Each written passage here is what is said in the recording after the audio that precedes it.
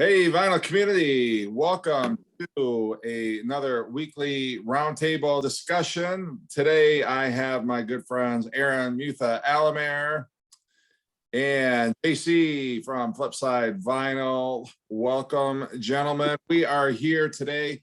We're going to talk about Neil Young, who actually has a new album coming out called Barn, which I heard one of the advanced tracks today. It sounds, Neil Young's voice has not aged at all. He sounds the same he ever did, which some people would say is not good at all. But if you're a Neil Young fan, you can't help but be happy every time Neil Young comes out with a new album. He's one of those artists you never know if it's going to be his last. So always happy when a new release comes out. But we're going to do our top 10 Neil Young songs. And for me, putting this list together, it was 10 songs that if I'm going to go into my Neil Young collection and listen to some songs, or if I'm putting together a playlist, these are 10 songs that are definitely going to be there and definitely going to be at the top. My favorite Neil Young songs, not necessarily saying these are the best Neil Young songs, but these are my personal favorites. And I suspect Aaron and Josh, it's the same for you. But as we go around, you can say, how you arrived at the 10 songs that you did. But the way that we're going to do it, we're going to start by each going through our bottom 5 songs, number 10 through 6. And then we'll just go song by song, 5, 4, 3, 2, 1 after that, since those are our absolute favorites. So Aaron, we're going to start with you. How did you arrive at your list, and what is your bottom 5? Okay, well, I really like Neil Young a lot. I've loved him since I was a kid. I always liked a bunch of his songs. This is actually a kind of easy list for me because I'm not as big of a fan as you two are, but I am a fan. So to me, it's just instantly songs popped in my head, and these are his best songs. They're not just my favorite. I'm just kidding. To me, they are, and so I just kind of went through his whole career of the songs that I really loved with him. And there's a couple that aren't just him solo, but, not very many. So I'll get started here. And my number 10 was originally on this record here. And the way I know it the best is from this, though. And I don't have it on vinyl, just on CD, and it's Ohio. I love that song, Ohio. There you go. Yeah, this is weird. Me showing a CD and not having the record, huh? So I've just always loved that song. I'm not a huge David Crosby fan, but I do like Crosby, Stills, and Nash and Young better than Crosby, Stills, and Nash. I've always liked it better with Neil Young. But, I still like, the first one they did was amazing, of course. But, yeah, and it's a really great version on here, but I like the studio version on Decade better. I think it's really cool. And then my number 9 is from my favorite Neil Young record, always been my favorite, and it's Southern Man from After the Gold Rush. And, to me, it's like most bands and artists I go through, and it's the deep tracks I like the best. With Neil Young, they're mainly the more known songs. I don't know why, just some artists are like that for me and some aren't. So I'm going with Southern Man, just a great song. I love it. And next up, I'm going from Harvest with The Needle and the Damage Done. Great song. I love the lyrics. It's just really personal and, about drugs. Everyone knows about drugs, and it's just gets me every time. It's a great, great song. This is a great album. Probably my second favorite album of his is Harvest. Maybe third. I would say that's the greatest song ever written about heroin. Fire and Rain by James Taylor might be number 2, but I would say that's that song. I don't know. I think Mr. Brownstone. I'll go with that one. Okay. And there's a couple others. Yeah. I'm not a huge James Taylor fan, so that'd be down about 55 for me. All right. Well, the Velvet Underground actually named a song Heroin. So yeah, there's some great ones. We need to do top 10 songs. That one by Alice in Chains. Next week we'll do our top 10 songs about heroin. Exactly. You got it. And Brown Sugar from ZZ Top's one of my favorites. Yeah, Brown Sugar. Yep. Dirt by Alice in Chains. Down the Hole by Alice in Chains. Godsmack. Yeah. My number 7, I don't have on any physical format at all. And it really bugs me. It's Rocking in the Free World. Love Rocking in the Free World. Ever since I heard that, it's just that I love his guitar on it. And I think that's what's so cool about Neil Young is he is such a great guitarist. I mean, he can get up there and rock out with anybody on guitar. He's amazing. I love his when he gets grungy. And I believe Pearl Jam played on that song. Is that right? Not in that song, but they've covered that many times. But yeah, that inspired grunge music. That song definitely. Yeah, that's a great one. And then my number 6, I am going back to Harvest again. Or I could have went to Black Label Society, but I'm going to go with Heart of Gold. Love Heart of Gold. It's always, I mean, I remember hearing that when I was a kid. Love it. I mean, it's just a great song. And I love how Black Label Society did it too. They did a great version of that song. And it's not my favorite song called Heart of Gold because Sweet FA has one. That'll be better.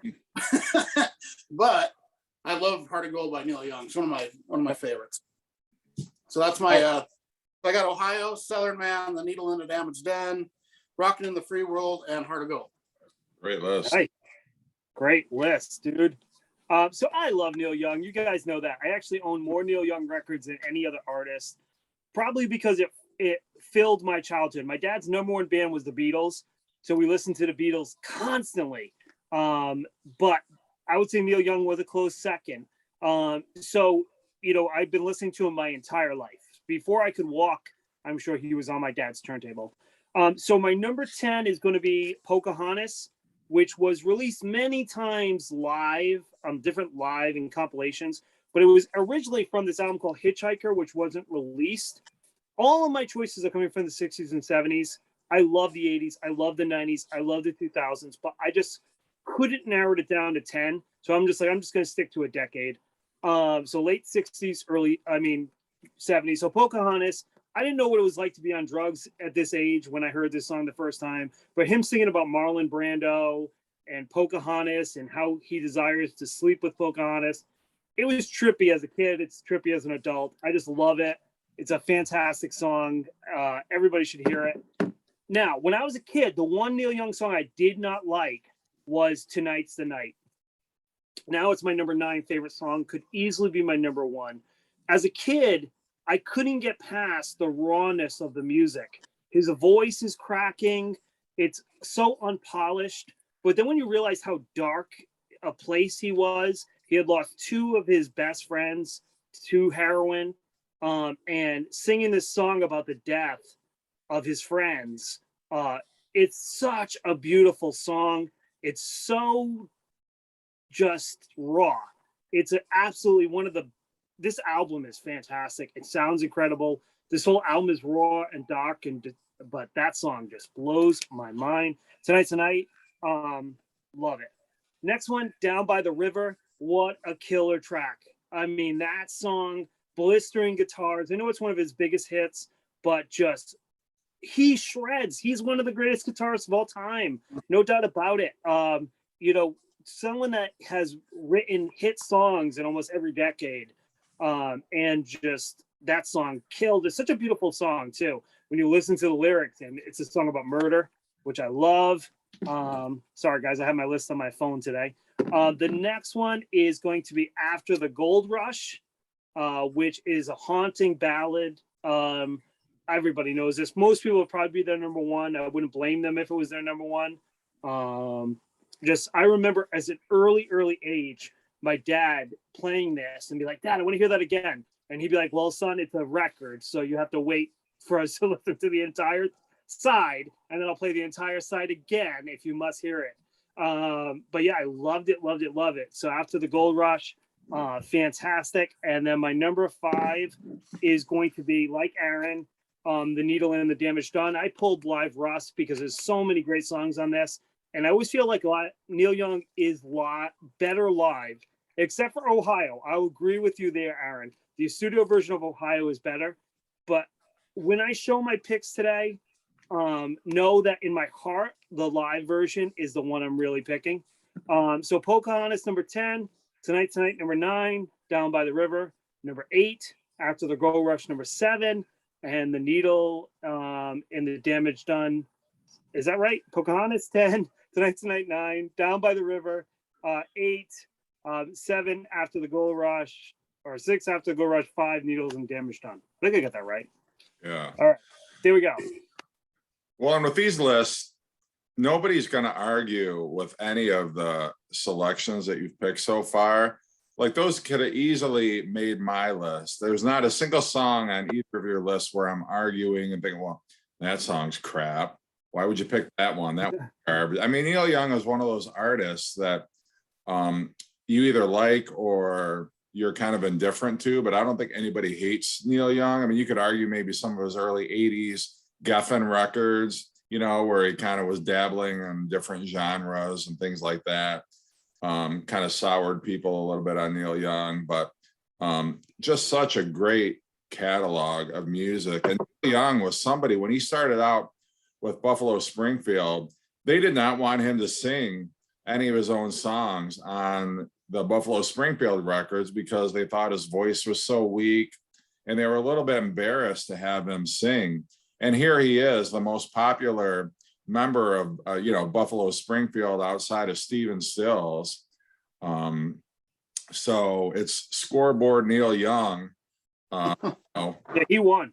Definitely. But I think there's, his voice is one of the main attractions because it's so Neil Young, so vulnerable. He puts it out there, and he doesn't care. And with Crazy Horse especially, he did not want people to, he didn't want Crazy Horse to be like these great musicians and they were, soloing, and just like, he didn't want like very fancy drum fills, just like play a basic beat, he would say. And, he wasn't one to try to, have like virtuosos, on his records. He liked what he liked. He's very much a fan of analog music, never got into the whole digital craze like other people did. But anyway, I digressing. So my number 10 is going to be off of On the Beach. I'm going to go with Revolution Blues. Love that track. It's a very dark track. It's about murder. It's about, somebody who's out to kill celebrities. I mean, it's just a very dark, you talk, Josh, Down by the River is a song about murder. There's a lot of Neil Young songs about murder. Revolution Blues is one of them, but just a really dark track, but a real, aggressive track. Nobody plays guitar like Neil Young, and it's just a beautiful thing. It's at times sloppy, but still it's nothing but pure emotion when he plays. And that's what I love about it. So Revolution Blues. Number 9, I'm going to go with Lookout Joe from Tonight's the Night. Always love that one. Great chorus. Just a gritty, him and Crazy Horse having such a fantastic work out there. It's just something that grabbed me about that track always. I love it. They're just having fun. And I don't know. Tonight is a great album, and I'm not saying it's the best song off Tonight's the Night, but it's the one that I always gravitate towards when I put this record on. I'm always looking forward to hearing that song. Number 8, I'm going to go to Harvest Moon for the song You and Me. Love that one. It's a great Sunday morning song. I have a Sunday morning playlist that I put together from Spotify, and You and Me is one of those tracks. It just fits so perfectly. It's just an acoustic song. It could have fit just as easily on the original Harvest album. It's just laid back. It's mellow, but it's emotional. It's very affecting. I love it. Number 7, I'm going to go to the Freedom album for Don't Cry. It's got an industrial sound to it. I love that. You know what I'm talking about if you've heard the song. Ping. Love that. It's just so cool. And the way his voice at the end, it's almost like a disembodied as he's singing like the last verse. It's like a disembodied Neil Young voice at the end. And I just love that middle section where they just totally go off the rails. They turn the amps up to 11. It's just this wall of feedback, and it's just an amazing song. And I probably, you guys don't have it, but on there, but I always, Freedom was one of the first Neil Young albums that I heard all the way through. I had it on cassette back in the day. And that song I just gravitated to. I loved it. Just the cool atmosphere about it is just really dark and industrial and fits with the rest of the mood on the album. And then number 6, I am going back to the Harvest Moon album for the title track, Harvest Moon. Beautiful, gorgeous song. You know, I love right before he goes into that verse, that you know, the pick, and it's like, what a great riff. Like he just, you know, it just seems so effortless for Neil Young to come up with just a cool lick like that, which almost, I don't know, it's magic to me, but it's such a great song. It harkens back to Neil Young's, you know, the best of his 70s work.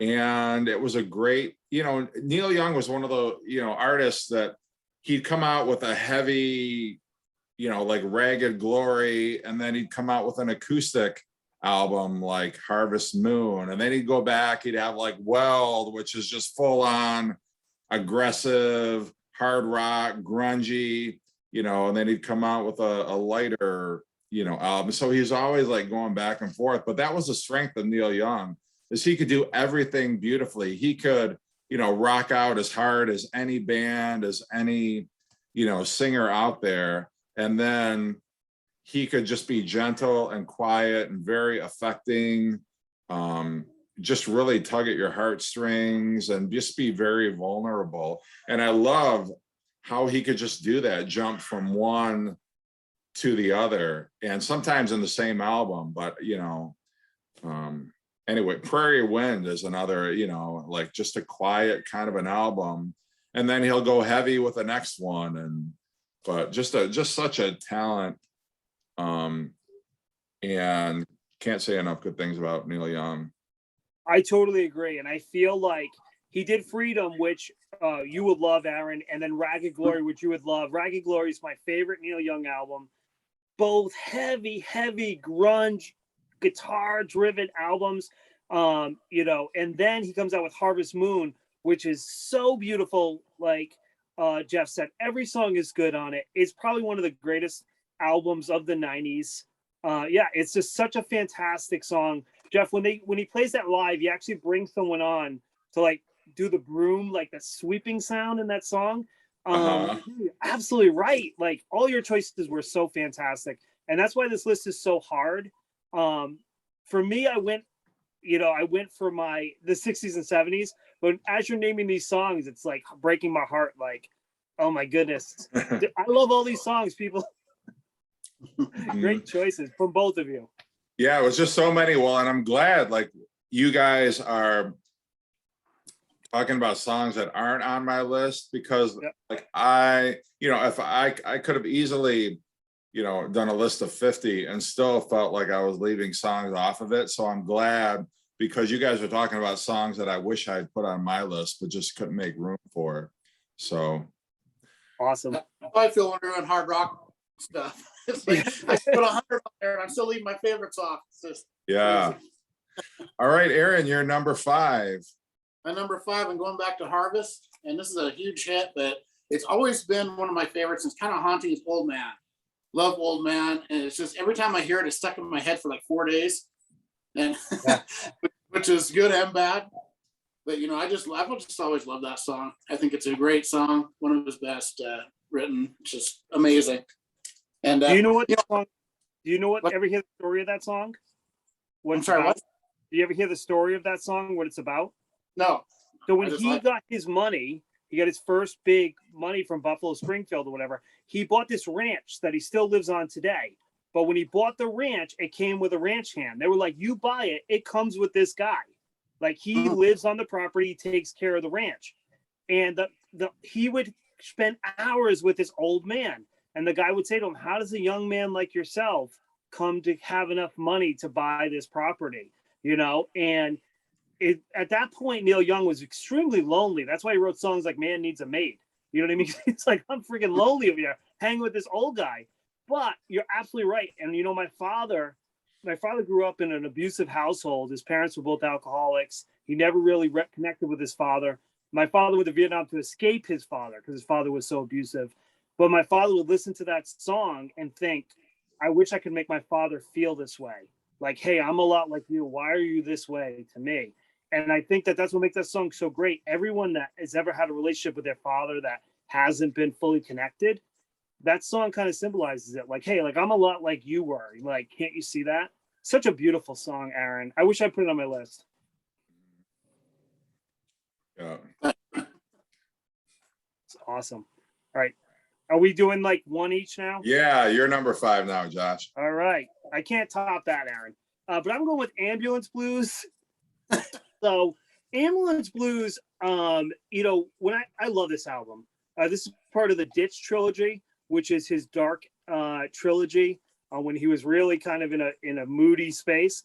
And this really deals a lot more with politics. And, you know, just, you know, Richard Nixon was president. And, you know, there's a great line in this song where he says, can't you all just see we're just pissing in the wind? It's a very angry song. It's more acoustic, not a heavy rocking song, but I just think it's fantastic. The lyrics are so good.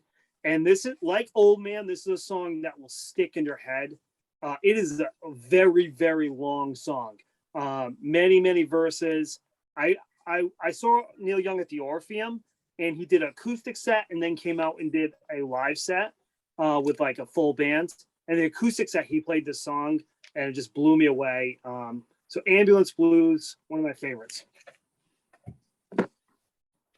You know, I don't have that record. I need to get it because you guys are both showing a lot off it.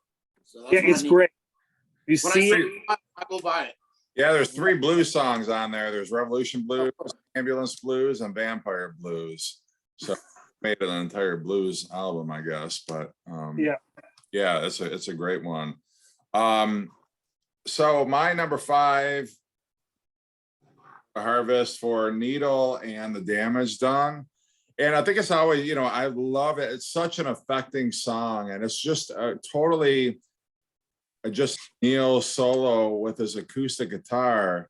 But it's very difficult to write a song on an acoustic guitar that is as moving as this one is. It's got such a great melody. His voice is so affecting and so emotional. And I think the biggest surprise for most people is at the very end where you hear the applause come in. You're like, oh shit, that was live. Like he wasn't doing that in the studio. That was like a live performance, and he just pulled it off.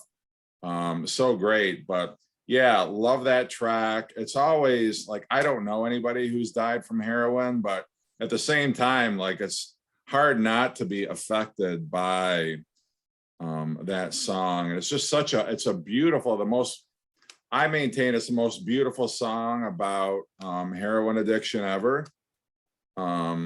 You know, but he does it, and it's not a preachy way. Like you could have written a song and been like, you know, junkies and, you know, just been very preachy about it, but that's not how it is. You can tell, like Neil Young, his heart goes out to somebody who is a slave to their addictions and ends up, you know, dying. And he had, you know, many people who he knew, you know, Bruce Berry, his roadie, you know, obviously, and I forget the guy from Crazy Horse who passed away, but you know, it affected him deeply. And you know, he could have written a real aggressive, hateful song about it, but he wrote a very beautiful melody, and it's a real mournful kind of a track, but it's so affecting and it's so beautiful, and that's what makes Neil Young so great. I wonder, you know, you're absolutely right, Jeff. And I wonder, like, when you listen to the album Sleeps with Angels, which you wrote about Kurt Cobain, and that's such a distorted, even though the lyrics aren't angry, it's definitely has a more anger feel. You wonder if he felt more anger when Kurt Cobain died because, you know, he was older and he was like, maybe I could have prevented it. You know, Neil Young is famous for saying that he tried to contact Kurt Cobain multiple times before he died. And they said, what were you going to tell him? And he was going to tell him, you don't have to do any of this shit. Like, you don't have to go out there. You don't have to be Kurt Cobain. You go out there and do whatever the hell you want. Don't listen to the record company. Don't listen to the fans. But only a lot of people buckle to that pressure, and sad. But yeah, you're absolutely right. He says that line, like, I tell the story because I love the man. I know a lot of you won't understand. He's not preaching. He's like, I love these people, that passed away. And it's such a beautiful song. Well, and Kurt Cobain's death, I think, had to affect Neil Young, especially because Kurt Cobain referenced Neil Young's lyrics from My, Hey, Hey in a suicide note. So I can't imagine like a song you wrote, somebody who is about to kill themselves is hearing your lyrics in their head and like giving that as part of the reason why, it's better to burn out than fade away. I'm sure like he had to struggle with that. Like, that's not what I meant. Like, that wasn't, an excuse to go that's not like a reason to kill yourself, and I can't even imagine how Neil Young must have felt knowing that, Kurt Cobain had that song rolling around in his head as he's writing his suicide note. And, it's just really sad all the way around. But you're right. Mm-hmm. Yeah. That's cool. That's the first song that's been on all of our lists. Yeah. Yeah. It's a great. Yeah. All right. Number 4, Aaron. All right. Number 4, I'm going from this record here. And Mr. Soul, the Buffalo Springfield song. Oh, yeah. Love that song. On here. There he is right here with Metallica. They do it acoustic. So killer. It's actually originally from this record, of course, which I love. I've got all the Buffalo Springfield as well. And it's just always been one of my favorite songs. I always thought his solo songs, like for a few years, when I was younger, but I just love that song, Mr. Soul. I think it's great. Well, and that riff he actually took from Satisfaction, the Rolling Stones. It's got the same kind of like notes Satisfaction does, but you never, like, unless you think about it, it's not like you hear Mr. Soul like, oh, that's Satisfaction. But yeah, it's such a great song. I agree. And, it was strong enough that it is the opening track on Buffalo Springfield again.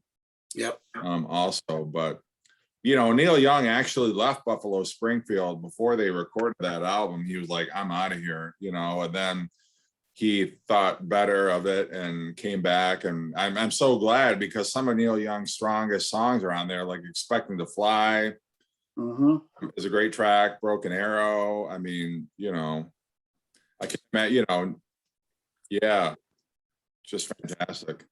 Yeah. Absolutely. And you know what, Mr. Soul, like, I love Buffalo Springfield. I could have done top 10 Buffalo Springfield and they would have all been Neil Young songs. But like that line in that song where he's like, I got a letter from a fan that said I upset her. Any girl in the world could have easily known me better. She said you've changed. Said you're strange, but don't change. And I let her. It's like it's almost like I think about that. Like, even as us, we're on YouTube and someone says like, oh, you fucking suck. We can't let that affect us, right? Like, we have to be like, well, I'm just going to continue to do what I'm doing. Because even though you think I suck, I'm enjoying this. And Neil Young, like, clearly saying they get a letter from a fan saying that he upset her and that you're strange, but don't change. And I let her. Like, how can you not let that change you? It's like such a fantastic line. And that's why they let him sing, because he's one of the greatest lyricists of all time. Sometimes his lyrics are trippy and they don't make a lot of sense, but there's those little nuggets in there that you're like, that's so killer. Oh, such a good choice. That song actually, you can put power chords with that and it'd be a heavy metal song just because it has that sound to it. That's why I'm drawn to it so much, I think. Just has that, powerful sound to it, which I appreciate. Yeah, so if they ever re-release Weld, I'm going to buy that for you, Aaron. It will be one of your favorite albums of all time. It is so grungy and so distorted and so friggin' heavy. It's like a heavy metal album. It's so heavy. I know that kind of stuff. That's why that's one of the things that I love. And I love his mellow stuff as well too. He's just great. So All right, my next one is going to be Powderfinger, which I just absolutely love. And every time I see Neil Young live, which I've seen him about 5 times now, I pray that he plays it. And it's just like a story about like a young man that sees a boat arriving and he knows they're not there to deliver the mail. They're there for some sort of violence. You get the sense that the family are either bootleggers or they're doing something illegal. And these people are coming for them, and he raises his gun and, his brother's out drunk because he lost Emmy Lou or whatever. It's just a crazy tap story, but in between the story, it's like Aaron said, those heavy guitars, just blazing guitars, and like these riffs that go on, you don't want them to ever end. It's so killer. This album is killer. Live Rust. If everybody should own this one. Powderfinger, just awesome song. I can't get enough of it. Yeah, that was really, kind of the last album before Neil Young sort of lost his way, as some people would say, and before kind of all those crazy early 80s albums that was like, what in the hell is going on? Well, I think it's so hilarious that, David Geffen signs him and then is like trying to kick him off the label for being non-commercial, Anyway, the point of it, that whole album, that's Live Rust, which is the, live versions of the songs from Rust Never Sleeps. But it's such a great album. And I would have loved to have been on that tour because that really was like the best of Neil Young back then. But Powderfinger's, I love Powderfinger, like even the title, like Powderfinger means that like you've just shot something or, or like you got the gunpowder residue on your fingers. Just such a cool image right there. It's awesome. All right, well, speaking of, what are we on, my one now? Speaking of that album, I am going with My Hey Hey Out of the Blue as my number 4.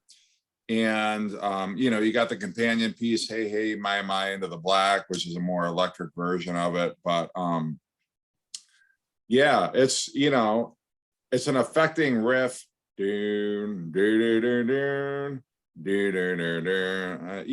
like seems so simple. It's not like, it's kind of like Smoke on the Water. It's like very easy to learn how to play, but at the same time, it's just a commentary on fame and rock and roll. And he name checks Johnny Rotten from the Sex Pistols, kind of realizing that rock and roll has evolved and it's changed and make way for the new. And but Neil Young is an anthem writer. He writes songs that people will record till the end of time, because they're so memorable, they're so affecting, they're just larger than life. And this is one of those. Rockin' in the Free World is another one of those. Like he did on Freedom, same way he bookended. You got the acoustic Rockin' in the Free World, and then at the very end you've got the electric Rockin' in the Free World. Neil Young could have done that with so many of his songs. But Rust Never Sleeps, it's so hard. Like, what's your favorite Neil Young album? What's Neil Young's best album? Well, it could be After the Gold Rush, it could be Harvest, it could be Tonight's the Night, it could be Rust Never Sleeps, it could be Weld. It's so hard to decide. I mean, my favorite Neil Young album today could be different tomorrow. But there's no denying, Rust Never Sleeps is a classic, one of the greatest rock albums of all time. And, My Hey Hey is one of the reasons. It's just one of those timeless classics. And Neil Young has written so many of those over the years. Absolutely. That was, Aaron, I'll let you go. I was going to say that's one of his, as earliest age, such a memorable song. Like hearing it on the radio and sticking in your head. But what were you going to say, Aaron? Oh, I was just saying how much I love it. Go ahead. No, that's it. I love it. Just like you, buddy. Love it. Yeah. All right. We're at number 3. Yep. And this is also one of my favorite albums of his. Only one song made it from here. But I love this record. But it's one of his biggest hits. But I just have always loved Cinnamon Girl so much. It's one of those other ones that I just, every time I hear it on the radio, I crank that sucker up, and I just love that song. Love the lyrics. I love the guitar work, of course, and it's always been one of my favorites of his. And it's just, was it about his wife or girlfriend or something? Or it was about, I remember hearing, I think that it was about his wife got mad about it because she didn't have red hair or something. Is that true? I think so, yeah. Yeah. So who is this redhead you're singing about? Thing. So I don't remember where I heard that, but yeah, I love that song. Well, yeah, Neil Young has written so many memorable riffs, more than even Keith Richards, I would submit, because you got the ascending, and then the descending, and it's like, well, shoot, any 9-year-old could have written that riff, but it's like, it works. It's so perfect. It's so great for that track. It's so heavy. That's 1969, one of the greatest years in rock and roll. And yeah, that is such one of my earliest, one of the, first Neil Young songs I'd ever heard, but it's just so great. And, then you got that middle eight, Mom, Send me money now. Yeah. Make it somehow. I need so good. You say your baby loves today. And Neil Young's he's so funny because Neil Young has so many songs about dancing, and he's the last person you would ever expect to dance, but I remember my dad had a Chevy Nova, like a classic muscle car back in the day, but Chevy Nova. I was sitting in the back seat, Cinnamon Girl comes on, and right before that part, my dad be like, "Are you ready, son? This is good." And he cranks it. And it's like, those are my earliest memories, of like, oh shit, this song is fantastic, It's just awesome. One is cliche, but like if that had been the only song Neil Young ever wrote, he'd still be, legendary for that song alone, or that album alone. Yeah. Because it was his first bona fide classic. His first album, was good, but I don't think anybody expected, Everybody Knows This Is Nowhere. I mean, that is just from start to finish. There's not a weak track on there. And it's an embarrassment of riches. Like, I don't know. It's like he's a guitar god and he's a singer-songwriter. And everything about him was just, and that's 1970 hadn't even happened at that point. And already like just the promise of Neil Young. He'd, left Buffalo Springfield and like, damn, he didn't even have to join CSN, and yet he did, almost to be charitable, kind of like, well, hey, I'll add another element of coolness. I'll make you guys a lot cooler just by association. But awesome. Yeah. Great choice. Yeah. So my next one, and I'm showing Decade, but it is a Buffalo Springfield song. The reason why I'm showing Decade is because as a kid, my father had this and I would go steal it and bring it upstairs and listen to it in my stereo.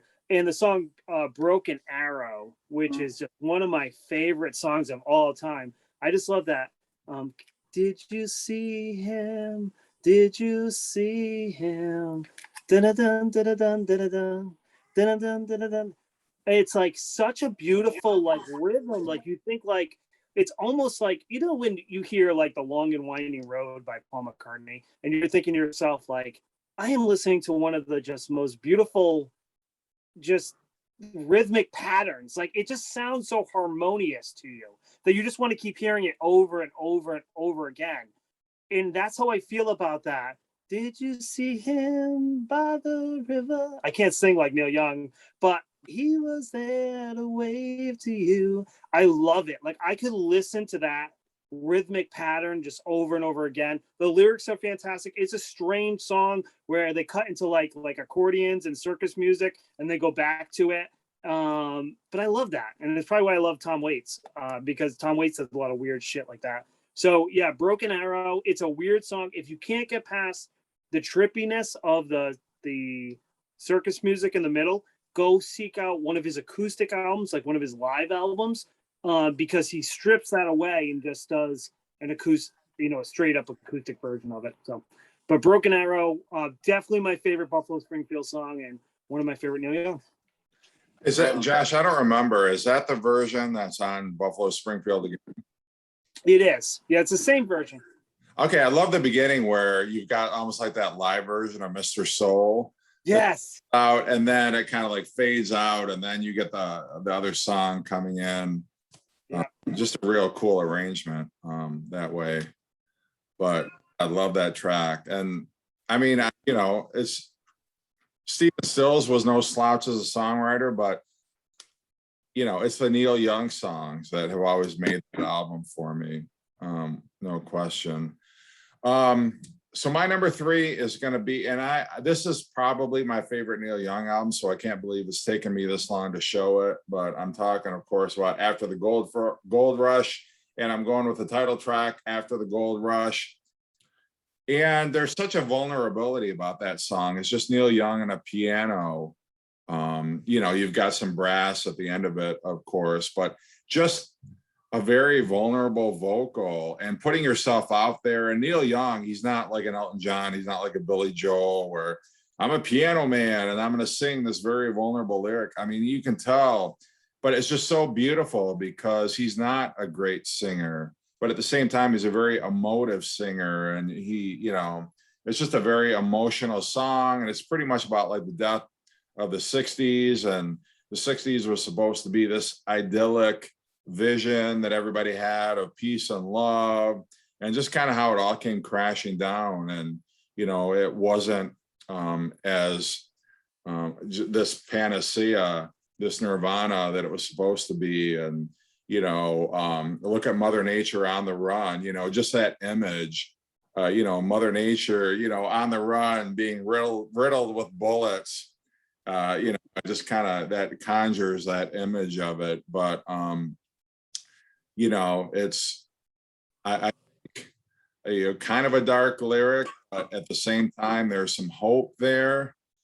But it's sort of like that transition from the dream of the 60s into the reality of the 1970s, in the middle of the Vietnam War, and all those casualties. And I think that's sort of like the whole, God, for all the peace and love, all the demonstrations, everything that we tried to affect change in the late 60s, the Vietnam War is still going on. There's still body bags coming back on planes from Vietnam. And it's just a real, emotional, in the same way that Needle and the Damage done, but it's, a much broader, I think, kind of subject matter. But that's Neil Young could just tug at your heartstrings and make you feel.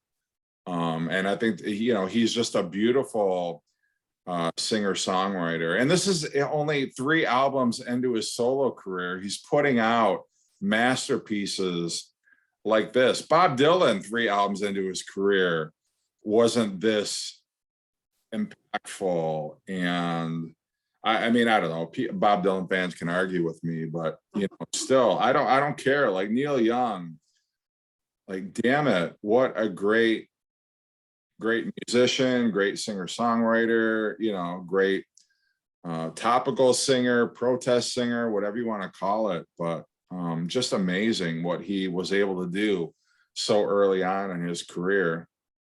And you think about 5 years earlier, what was being played on the radio, or 6 years earlier with like Love, Love Me Do and things like that. I Want to Hold Your Hand, to go to such dark music. And you just mentioned the Beatles with Let It Be before we started recording, and where some of the songs may be perceived as a little bit darker, but that's where the world was going. We were in the midst of war. It was a dark place. You saw it in other art forms too, like movies like Taxi Driver, Clockwork Orange. All of those things were coming out in the 70s. Such a stark difference from the 60s, where you had hope and the idea of hope. And I think Neil Young resonated that with his albums. They weren't always dark, but they were definitely dark elements to a lot of them in the 70s. Yeah. So, Great No choice. question. Yeah, well, he reflected the times, He really was as much a spokesperson for the 70s as Bob Dylan was a spokesperson for the 60s. Absolutely. All right, Aaron, you're number 2. Number 2, I don't have the record, don't have the CD, don't have it on anything, but I always liked Neil Young when I was young, and then by the time I hit like my late teenage years, I heard this song and it just blew me away, and I became a bigger Neil Young fan because of it, and it's Fucking Up. Yes. I love that song so much, and just the angst of it and the lyrics and the killer guitar, and it's always been one of my favorite songs of his. Well, it's my second favorite, and it's like a metal song almost, but it isn't. And I just love it. I've always loved the lyrics, and why do I? Then he says it at the end. There you go. Yeah, I need that. Well, he's releasing a box set with Freedom, that, and Weld, which I think are the 3 albums you probably would love the most. So that's gonna come out next year. Yeah, I like a lot of the songs. I know most of the songs from those albums. I just don't own them. So yeah, I just have always loved that song. I just think it's amazing. So well, Pearl Jam does a version of it too on one of their live albums. I think it's like Live on 10 Leg, or I don't know. It's one of those. Yeah. So Aaron, go and listen to it. May be your number 1 choice. I might be wrong, but there's a song called Sedan Delivery by Neil Young, which totally sounds like a Soundgarden song, except that it came out 10 years before Soundgarden even formed. So go listen to that song, Sedan Delivery. You will love it. I promise you.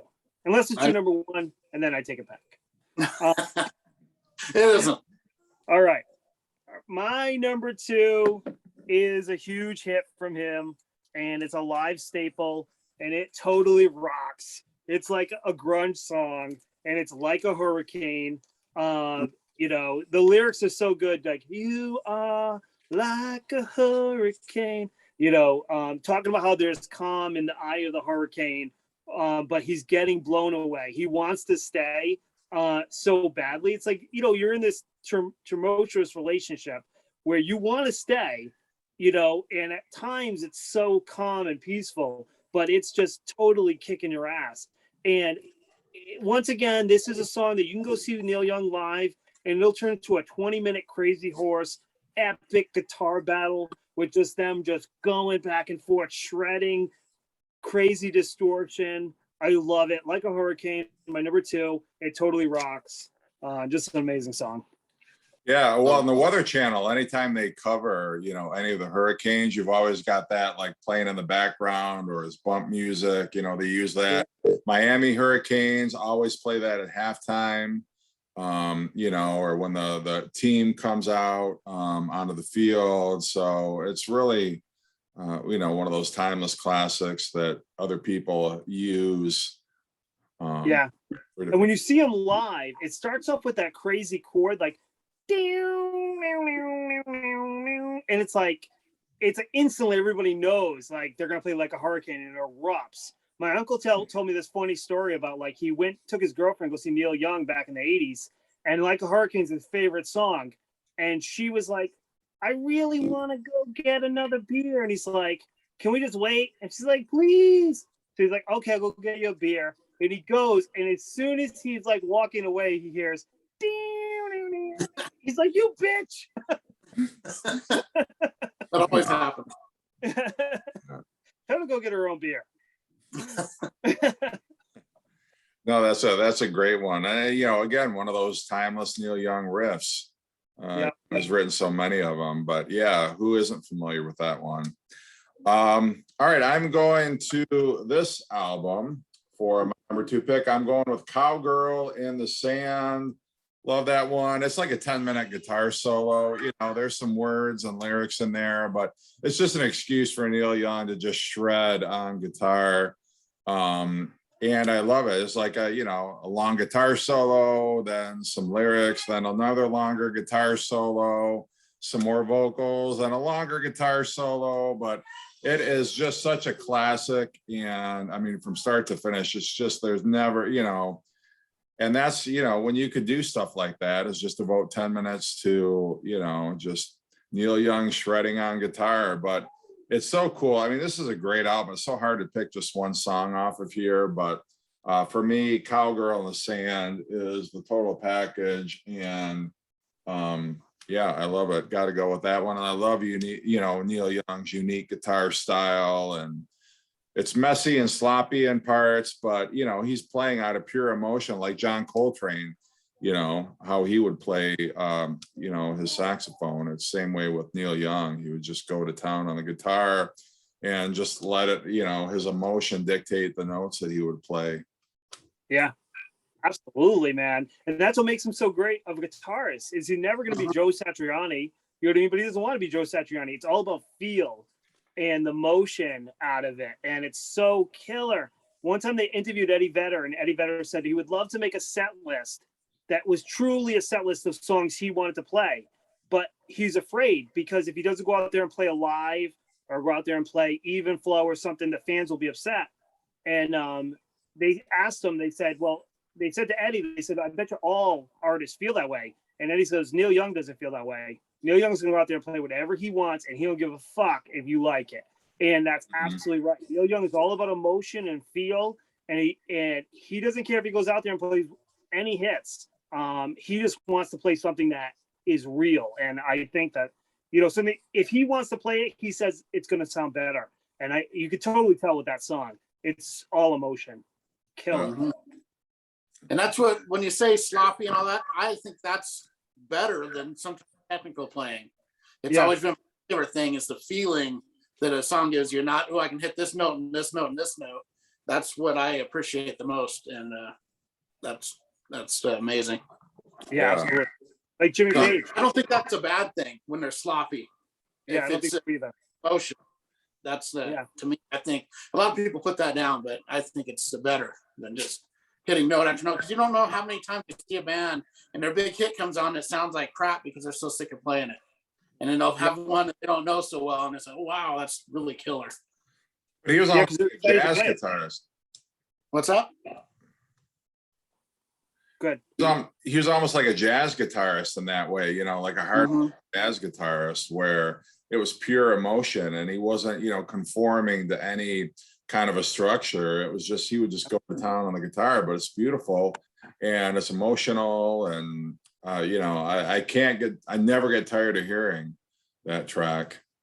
That's why his live albums are so good, especially like either his stripped down acoustic live albums or like the Crazy Horse albums are great, because you can tell like they're looking at each other, especially if you watch the videos on YouTube. They're looking at body language. Like, where is he going with this? You know what I mean? Is he going to keep playing for another 10 minutes, or is he going to end the song? They don't know. So the bassist and the drummer are just going along with the flow, trying to keep up that rhythm so he can. And that's why Neil Young is so spectacular. He really is. And like you said, it does have jazz elements where it's free form, and he can do a 20-minute solo. And I've seen it. I've gone to see him live, and he did like a Bob Dylan cover, and it was like amazing. And it was like a 20-minute freaking version of a Bob Dylan 3-minute song. And it's like, it was electric, and it was like, it was distorted. And it's like, wow, man, this guy he does whatever he wants. He actually did a day in the life. Me and my brother went and saw Neil Young live. He did a day in the life, and he did the whole explosion in the middle, that sound explosion, just with feedback. And then, he stayed true to it and did the Paul McCartney part, like woke up, got out of bed. And it's like, holy shit, this guy is just so fantastic that he could sit here, and who could cover that song? Who has the balls to cover that song? Neil Young does, apparently, because he woke up that day and he's like, I'm going to cover the Beatles today. Like, incredible. He's not afraid of anything. Yeah. No, incredible. Yep. All right, our number one. And my number one's always been my favorite Neil Young song for years. And when I was younger, I thought the lyrics were about something totally different than what I've discovered they were about. Both have been on both of your lists, of course, already. It's After the Gold Rush. Love that song. When I was a little kid, I thought, oh, he's talking about aliens, and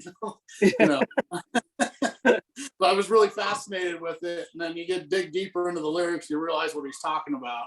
And it's just always been my favorite song by him. I just love it. And I'm glad both of you had it on your list. So you've covered it already. It's an amazing song. Yeah, it's so cool. So I Tom, go from the mellowest. I mean, for my 2-in-1, pretty much. So yeah. Tom York from Radiohead, when he played the Bridge School concert, was staying at Neil Young's house.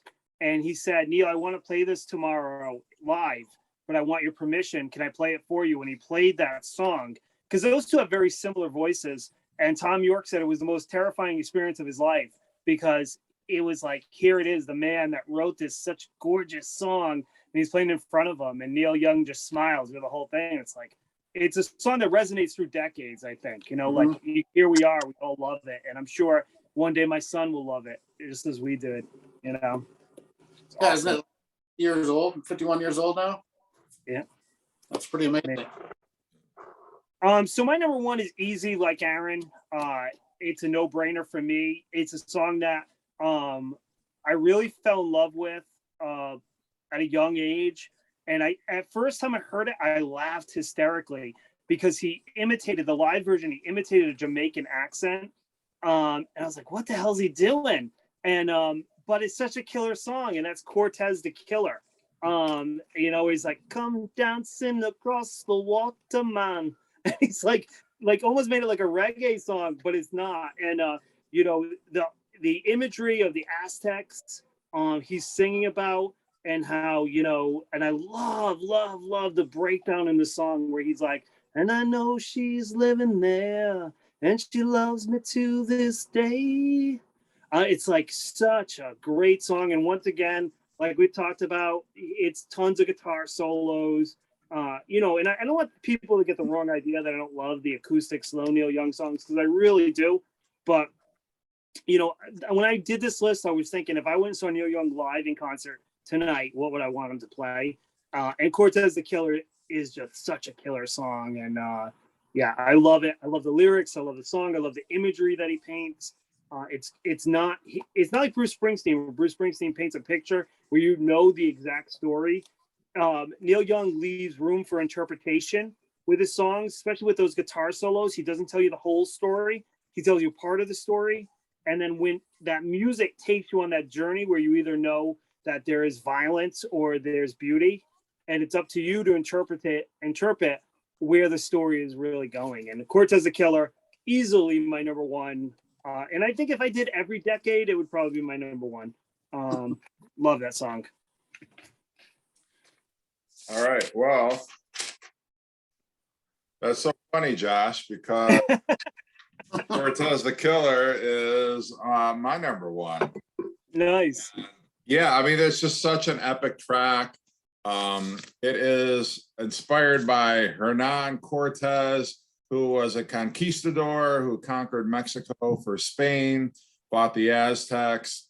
And Neil Young was interviewed about the song, and he kind of admitted that, he was reading some history books or whatever, but he's like, I'm acting like I was there, but what the hell do I know? Like, I made a lot of shit up, and I don't know that's how it happened. And historically, it's probably not accurate. Like in the final verse, he like everything else had been from like a third person perspective, and then in the last verse, it's from a first person perspective. So it's just very interesting that way. But yeah, I mean, Cortez the Killer, it's just a perfect Neil Young song. A lot like Cowgirl in the Sand. There's so many brilliant guitar solos in there.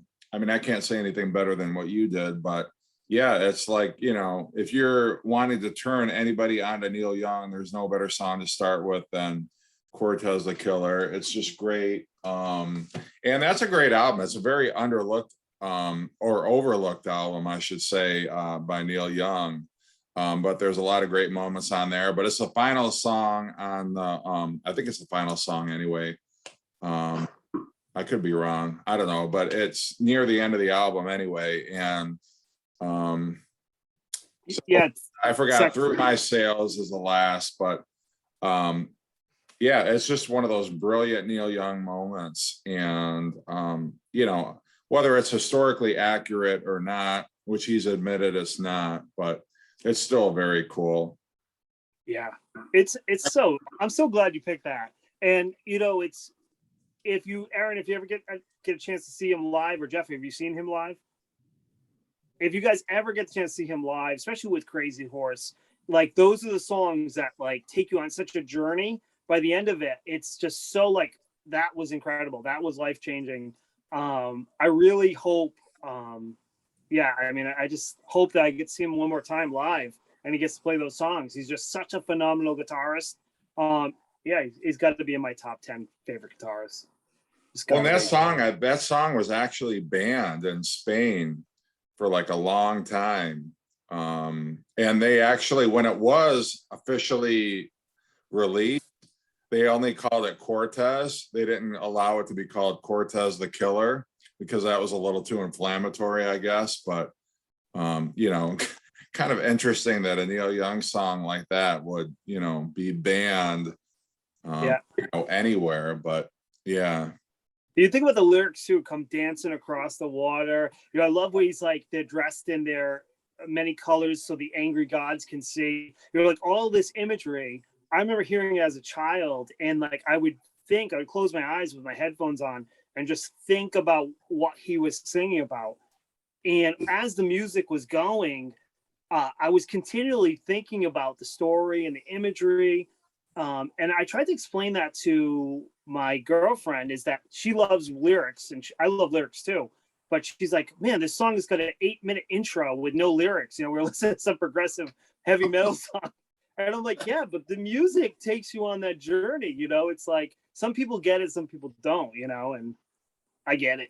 And apparently you guys do too, so. Yeah, it's a sound of war, it's not a peaceful song.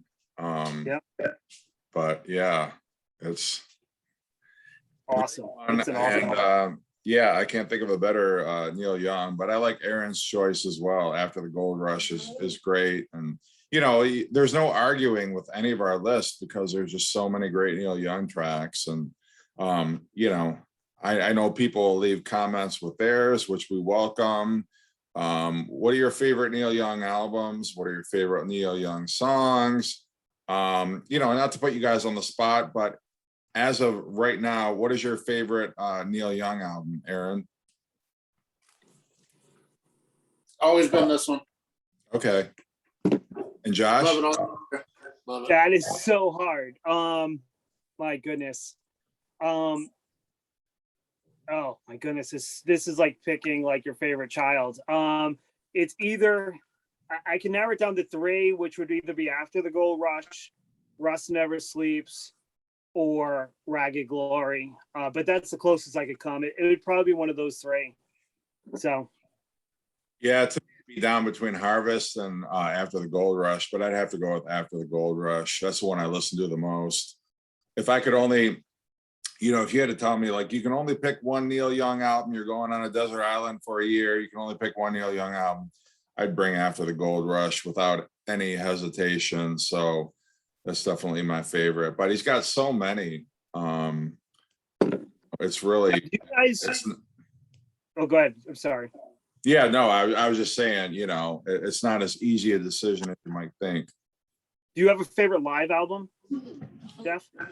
I would say Live Rust. That's always been, the one that I listen to the most. I'd definitely have to go with that one. Yeah, for me, that's way too difficult. But do you have Weld? I do not. I mean, I like Weld, but Live Rust still, just because I think it's so tied into one of my favorite albums, Rust Never Sleeps. Right. And live Neil Young, he's. Good. I was gonna say I'm sending both of you guys Weld, so you're gonna get it this week because you both need to own it. So, on CD, it's not on. Well, you both need to own it. There's no way I can live without you guys owning that album. Well, that's very awesome. I appreciate that. Neil Young has come out with kind of, like some recent live albums too, that, some of his stuff from, different eras of his career. So, I think he's kind of cleaning out the vaults and, his Unplugged album is pretty cool. But yeah, he's just, I would love to see him live one of these days, but you know, as I'm kind of ashamed to say I haven't so far, but you know, would definitely love to. And I'm looking forward to Barn getting to hear that one because I'm sure it's great. But Neil Young, no arguing. He is one of the greatest singer-songwriters of all time. Thank you so much, guys, for doing this video with me, and love your list. Leave your list below in the comment section. Love to hear what your favorite Neil Young tracks are. And we'll catch up with you next week.